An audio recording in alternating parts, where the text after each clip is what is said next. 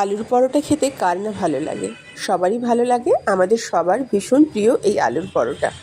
তবে আমি খুব সহজভাবে করার চেষ্টা করি, যেহেতু ভীষণ তাড়ার মধ্যে থাকি, তাই বেশি ঝামেলার মধ্যে একদমই যাই না।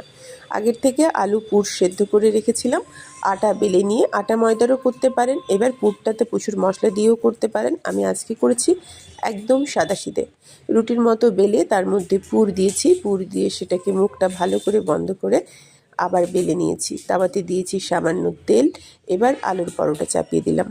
এপিঠ ওপিঠ করে ভালো করে ভেজে নেব, ভেজে নিলেই হলো।